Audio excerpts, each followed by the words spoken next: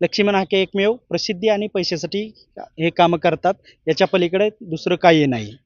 बीड जिल्ह्यामधली कायदा सुव्यवस्था बिघडवायची हा एकमेव हाकेकडून प्रोग्राम चालू आहे. काट्या तलवाराचा काळ लढायचा गेलेला आहे. आता बीड जिल्ह्याची प्रशासन व्यवस्था बिघडवायची, जेणेकरून त्याचा गालबोट पालकमंत्र्याला लागेल. गेवराईत काय नवनाथ आबाला का घेऊन गेले नाही? ते एकटेच का गेले? पोपटागत बोलतात, पण त्यांचे खायचे दात वेगळे आहेत आणि दाखवायचे दात वेगळे आहेत. ते मराठा आंदोलनामध्ये राजकीय दरोडेखोर घुसले. नमस्कार, मी समाधान वानसाळे. आता आरक्षणाचं वारं पूर्णपणे वाहत आहे. ओबीसी आणि मराठा याच्यामध्ये जोरदार काय गोष्टी होत आहेत. तशाच संदर्भामध्ये काल बीडमध्ये जे प्रकरण झालं लक्ष्मण हाकेंसोबत वगैरे, तर अशा बऱ्याच काही गोष्टी आहेत. तर परत ह्या ठिकाणी ओबीसी समाजामधील काय चळवळीचे कार्यकर्ते आहेत किंवा चळवळीचे नेते आहेत, तर त्याच्याबद्दल त्यांचं काहीतरी आक्षेप आहे किंवा त्यांच्याबद्दलचं काहीतरी मत आहे, ते आपण मत जाणून घेणार आहोत. महाराष्ट्रामध्ये राजकारणासोबत सध्या आता म्हटलं तर आरक्षणाचा मुद्दा फार गाजला होता, आता चालू आहे. आणि मराठा आरक्षणाचं जनजागृती करून मुंबईमध्ये काही दिवसांतच तिथं मेळावा, तिथं कार्यक्रम होणार आहे.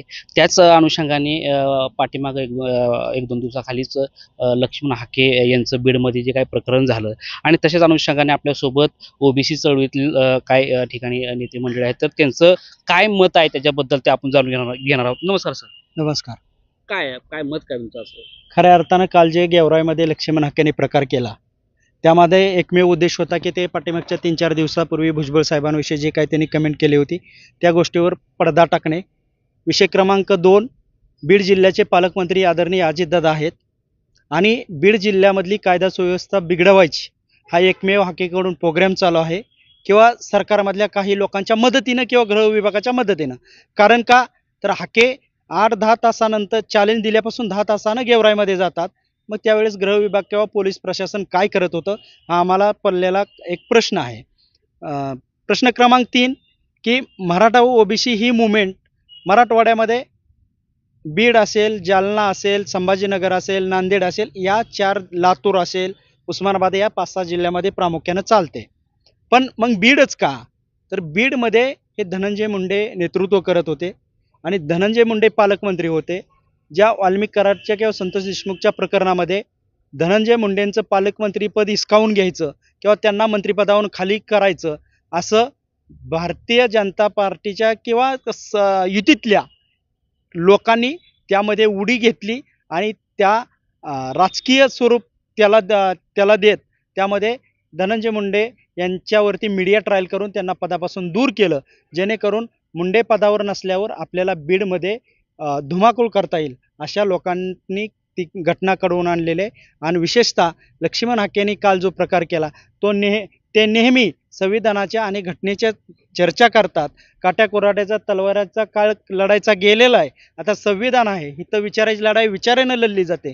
परंतु या राज्यामध्ये किंवा देशामध्ये आपण काम करत असताना, आंदोलनाच्या माध्यमातून निषेध करत असताना पंतप्रधान, मुख्यमंत्री किंवा वेगवेगळ्या राजकीय व्यक्तींचे सुद्धा पुतळे जाळलेले आपण या राज्यामध्ये, देशामध्ये पाहत आलेलो आहे. परंतु लक्ष्मण हाकेंनाच त्यांचा पुतळा जाळल्यानंतर त्या बीडमध्ये जाऊन ते संविधानाच्या गोष्टी करत असताना ते काल गाडीवरती काट्या फिरवताना दिसलेले आहेत. आणि मुद्दामहून बीड जिल्ह्याची प्रशासन व्यवस्था बिघडवायची, जेणेकरून त्याचा गालबोट पालकमंत्र्याला लागेल, यामागचा एकमेव उद्देश आहे. आणि आपल्या माध्यमातून मी यांना सगळ्यांना सांगतो, जर कायदा सुव्यवस्था या महाराष्ट्रामध्ये, मराठा आंदोलक असतील, ओबीसी किंवा अदर कोणी या महाराष्ट्रातला कोणीही नागरिक असेल, जर स्वतःहून चॅलेंज करून जर कायद्याला कोण कायदा हातात घेत असेल, तर माझं एक कार्यकर्ता म्हणून एक म्हणणं आहे की या राज्याचं गृहमंत्रीपद अजितदादांकडे द्या. या कार्ट्यांना 8 दिवसात अजितदादा सगळ्यांना सरळ करतील.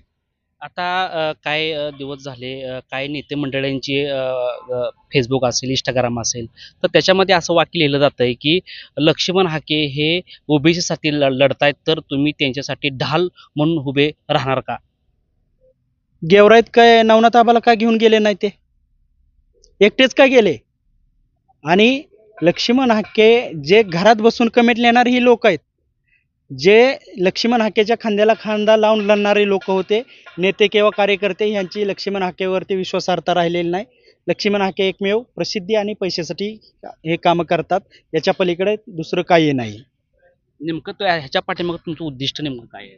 हे उद्दिष्ट काय तुम्हाला ते पोपटागत बोलतात पण त्यांचे खायचे दात वेगळे आहेत आणि दाखवायचे दात वेगळे आहेत.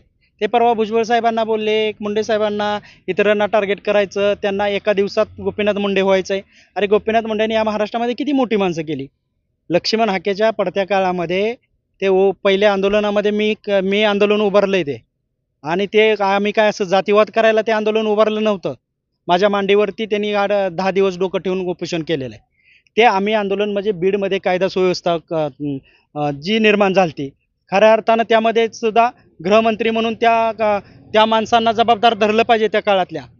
अरे जेव्हा गाव बंदी होते, गाव बॅनर लागतात, त्यावेळी गृह खातं काय करतं? हे लोकशाहीला आणि मग तुम्ही ह्या प्रवृत्तीला हळूहळू पोसलं आणि त्याच्या माध्यमातून मराठा आंदोलनामध्ये राजकीय दरोडेखोर घुसले आणि त्या आंदोलनाला वेगवेगळ्या दिशेने न्यायचं काम केलं. आणि त्याचाच परिणाम म्हणून काउंटर म्हणून हाकेच्या माध्यमातून किंवा ओबीसीच्या गोरगरीब मुलांना घेऊन हे आंदोलन चालवलं जात आहे. आपल्या माध्यमातून मी महाराष्ट्रातल्या सगळ्या तरुणांना विनंती करतोय, कायदा सुव्यवस्था कुणीही हातात घेऊ नका. हे आंदोलनाचं 10-12 दिवसाचं वार असतंय. जर गुन्हा तुमच्यावर नोंद झाला, हे आंदोलन तुम्ही ज्या शैक्षणिक किंवा नोकरीसाठी करताय त्यापासून तुम्ही आयुष्यभर मुक्ताल आणि एकदा तुम्ही जेलमध्ये गेला तर तुमच्या आई वडिलाशिवाय तुम्हाला सोडवायला कोणीही येणार नाही. एक मी तुमचा बांधव म्हणून सगळ्यांना विनंती करतोय, शांततेच्या पद्धतीनं सगळ्याला आंदोलन करायची परवानगी आहे. जरांगे पाटीलला मुंबईला चाललेत, हाके काय भाषा बोलतात परवा की गावाच्या गावं आमचे आहेत, आम्ही अडू. अरे काय लढाई खेळायचेत का? माझं मत आहे जरांगे पाटलांनी हे आंदोलन दुबईला न्यावं, त्यांना न्यायचं असलं तर त्यांना अधिकार आहे. पण गेल्या 4 महिन्यापासून जरांगे पाटील त्यांचं आंदोलन करतायत. मग हा डायलॉग जरांगे पाटलाचा शासनाचा आहे. हाके कामध्ये इंटरफेअर करतात? हाकेनी पण शासनाला काउंटर करावं. तेव्हा तुम्ही त्या लोकांचं असं करणं, आम्ही असं नाही होऊन दिलं तर असं करू. 4 महिन्यापासून जरांगे आंदोलन बांधतात. हाके काय करतात गेल्या 4 महिन्यापासून? पैसे गोळा करायचे धंदे करतात. तुम्ही ओबीसीचं आंदोलन बांधायचं ना. जरांगेने तर 3-4 महिन्यापूर्वी तारीख जाहीर केली. पण तुम्ही 3-4 महिन्यात तुम्ही तुमचं आंदोलन करायचं ना. परंतु तुम्ही म्हणले आम्ही कुठला संग्राम मोर्चा का कुठला मोर्चा काढू, संघर्ष मोर्चा. पण तुमच्यावर विश्वासार्हता राहिली नाही, लोक येत नाहीत म्हणून ते सगळं बिनसलं जातंय. या मागचा उद्देश एवढंच आहे की बीड अस्वस्थ करायचं आणि अजितदादा पालकमंत्री आहेत त्यांना टार्गेट करायचं, एवढाच उद्देश आहे.